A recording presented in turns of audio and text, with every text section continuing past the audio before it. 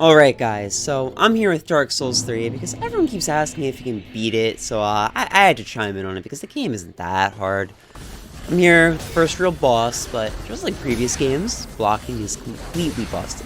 Check this out, he can't even hurt me. Ooh, baby, that's what I'm talking about. Phase 2. This fight is so cool, and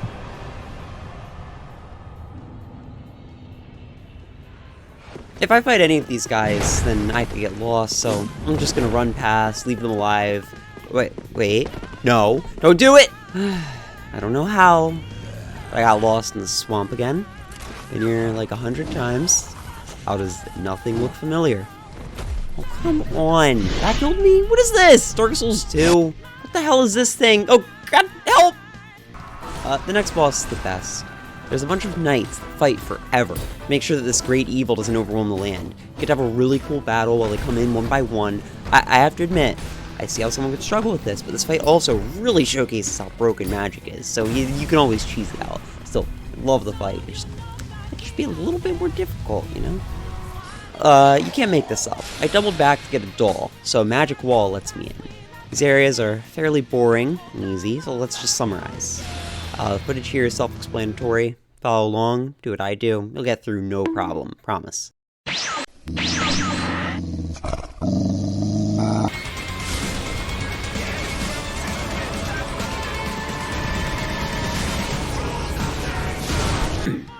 After that, you fight the hardest boss in the game. Honestly, I really struggled with this one for a while, but just as I was thinking maybe all the people doing these runs have a point, I realized my GameCube controller was out of batteries. That's really my bad, guys. I'm sorry, I didn't mean to lead you on here. Before we can continue, we have to take a quick stop to kill a Titan. No, the other kind. Yorm is definitely a cinematic masterpiece. Sure, you could cheese him with weapon art, but check it out. Give him a real fight, you can knock him down, then do major damage by targeting his head. It's a shame that this gimmick only works against him. It does nothing against people. You're better off forgetting that you can even try, in fact. The mechanics here just don't work. When you aren't fighting something big, you're just kind of flailing around, it feels terrible. God, I don't understand how they could possibly have messed up such a basic thing. Wait, we're talking about Dark Souls. Now, here you have to fight Kirito. He's a major roadblock for many people, but if you've been following along with my guide the whole way through, we're down in about 5 seconds, so don't worry about it. But see, this is actually a trap, because by making him so easy, they raise the player's confidence. And in the next area, they gave up on balancing, throw other people at you to make things hard. Don't believe me? Check this out. Ready?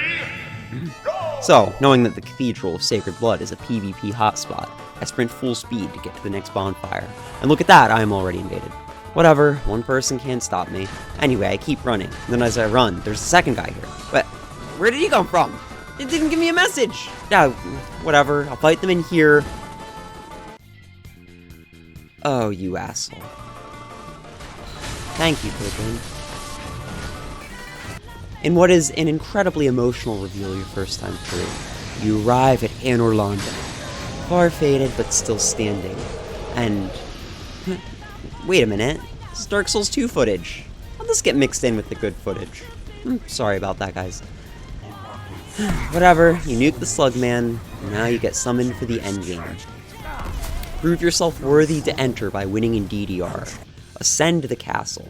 Don't worry if you fall a few times, there's no real consequence to death here except how slow it is getting back up to the boss. Take your letter off of the corpse. You've gained permission to enter Hogwarts. The books are cursed, there's an evil wizard, tons of hidden pathways and mechanisms, gargoyles that guard the tower, and... wait. All this shit's actually in the book?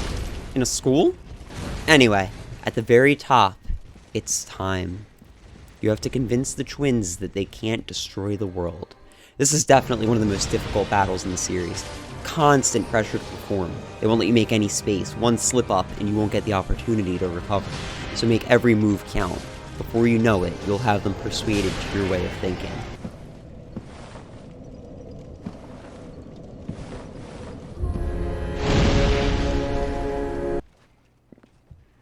Alright, with everything done, it's time to be serious. The Soul of Cinder is the final boss of the Dark Souls series. As a fight, he's not the most difficult. His moveset is fairly vanilla, and he hits for negligible damage. Yet, the beauty of this fight happens when you watch him switch weapons for the first time. You realize then that you aren't fighting against any one opponent, but rather against yourself. The dozens or hundreds of characters, friends, fellow undead, who made the journey and linked the fire in the previous games. This culminates in Phase 2, where the music shifts to one reminiscent of Gwyn's theme, and you fight the flame's best impression of the old god that started it all, the most powerful soul it can replicate. Eventually, you strike the final blow in a cycle that you know needs to end. It's a heavy, bittersweet moment. Call upon the Firekeeper using the eyes I showed the location of earlier in the video, and watch as the screen fades to black. With that, I think I have shown that you can, in fact, beat Dark Souls 3. Yet this is just the start of your journey.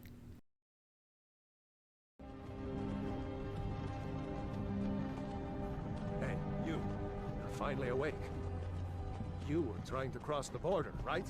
Walked right into that Imperial ambush, same as us, and that thief over there.